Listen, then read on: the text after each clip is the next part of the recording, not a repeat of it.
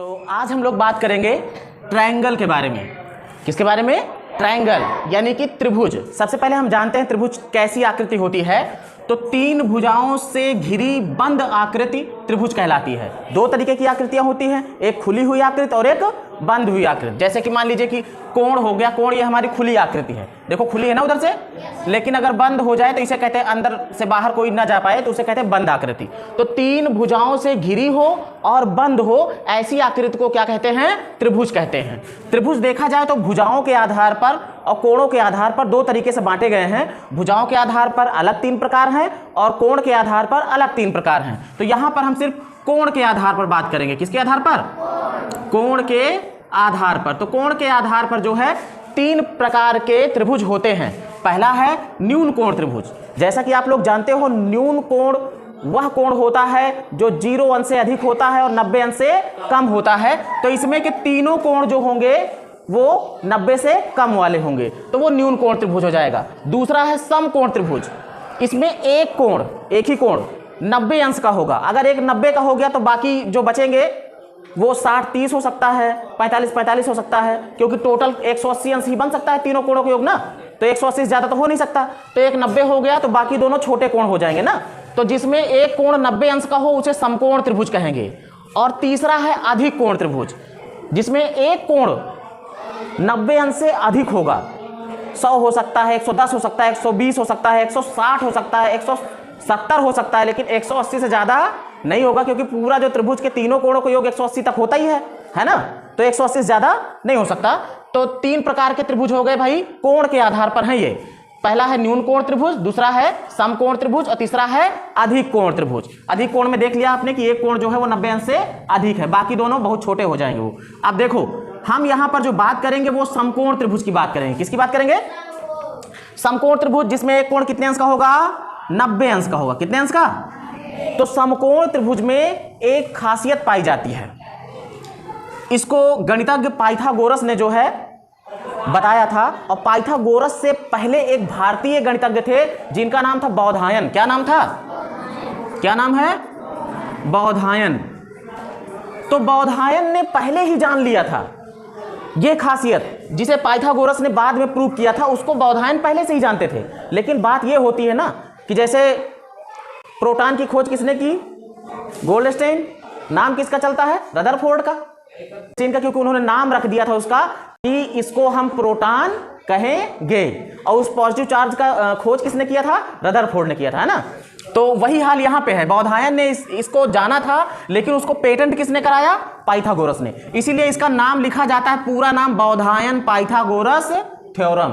Baudhayana Pythagoras theorem या Baudhayana Pythagoras प्रमेय। Theorem मतलब प्रमेय। ये क्या थी प्रमेय? इसमें यह बताया गया था कि अगर कोई समकोण त्रिभुज है तो इसे बोलते हैं लंब, इसे बोलते हैं आधार और इसे बोलते हैं कर्ण। इस भुजा को क्या बोलेंगे?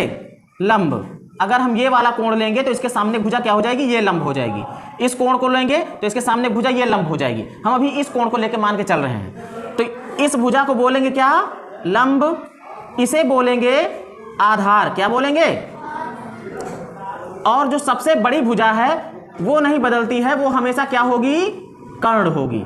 तो उन्होंने ये बताया कि अगर कोई समकोण त्रिभुज है तो लंब भुजा पर बना वर्ग, लंब भुजा पर, देखो ये लंब भुजा है ना, ये इस पर हमने वर्ग बनाया है ना।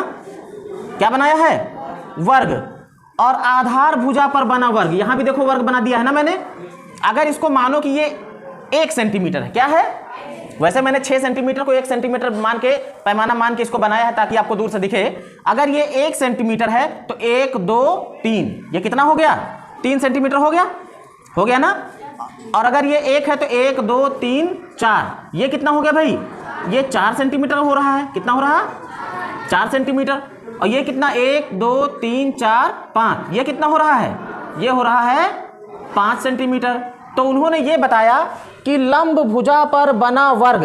अब देखो अगर ये 3 सेंटीमीटर ये वाली भुजा है तो 3 ये भी होगी, 3 ये भी होगी और 3 ये भी होगी, क्योंकि ये वर्ग है। क्या है? इसी तरीके से इसमें भी अगर ये 4 है तो ये भी 4 है, ये भी 4 है, ये भी 4 है। वर्ग में 4 भुजाएं बराबर होती है ना। तो ये अगर ये 5 है तो ये भी 5 है, ये भी 5 है, ये भी 5 है। तो बताया क्या था उन्होंने, इस बात को ध्यान सुनो कि लंब भुजा पर बना वर्ग और आधार भुजा पर बना वर्ग, इन दोनों वर्गों को अगर हम जोड़ लें, क्या कर लें, जोड़ लें, तो कर्ण भुजा पर जो वर्ग बनेगा उसके बराबर आएगा। कैसे? अब आप गिन लो, इसमें कितने वर्ग बन रहे हैं, 1 2 3, 1 2 3, 3 3 9 बन रहे हैं ना, 9 छोटे वर्ग बन रहे हैं ना। इसमें कितने बन रहे हैं, 1 2 3 4, 1 2 3 4, 4 चौक 16। इसमें कितने बन रहे हैं, 9। इसमें कितने, 16। अब इसमें देखो 16 9 कितना होता है, इनको दोनों को जोड़ो भाई, 16 9 25, जोड़ो 16 9 कितना होगा, 25। तो यही तो इनका थ्योरम क्या थी, यही तो थी कि लंब भुजा पर वर्ग बने और आधार पर वर्ग बने, तो दोनों के वर्गों को जोड़ लो, क्या कर लो, तो जो भी जोड़ आएगा वो कर्ण पर बने वर्ग के बराबर होगा। अब देखो यहां पर 16 9 25 होता है ना, यहां 25 वर्ग होंगे, गिन के चाहे देख लो, 1 2 3 4 5, 1 2 3 4 5, 5 बचम, ऐसे ही गिन लो, 1 2 3 4 5, 5 5 5 10 5 15 5 24 5 बचम 25, है ना 25, आया ना इनके जोड़ के बराबर। तो यही थी पाइथागोरस प्रमेय, क्या थी कि लंब का वर्ग किया है, क्या किया है, और प्लस जोड़ा है किसके साथ, आधार का भी वर्ग किया गया है और फिर उसको जोड़ा गया है, तो वो बराबर हो जाता है किसके, कर्ण के वर्ग के। ये है बौधायन पाइथागोरस थ्योरम कि लंब का स्क्वायर प्लस आधार का स्क्वायर बराबर होगा किसके, कर्ण के स्क्वायर के। हो रहा है ना बराबर, गिन लो सारे वर्ग, 9 यहां है, 16 यहां है, भाई वर्ग कर दिया ना इसका। 3 सेंटीमीटर लंबी भुजा ये थी, इस पर हमने वर्ग बना दिया, तो 3 3 9 बनेंगे ना, 9 वर्ग बनेंगे छोटे छोटे। यहां पर 4 थी है, तो इस पर वर्ग बनाओगे तो 4 चौक 16 हो जाएंगे। यहां पे कितनी थी, 5 5 पचम 25, 16 9 भी कितना होता है 25। लंब और आधार को वर्ग करके जोड़ लिया, जो आया वही कर्ण के वर्ग के बराबर हो रहा है, हो रहा है ना। तो ये थी पाइथागोरस थ्योरम। अब इस पर सवाल हम लोग देखेंगे।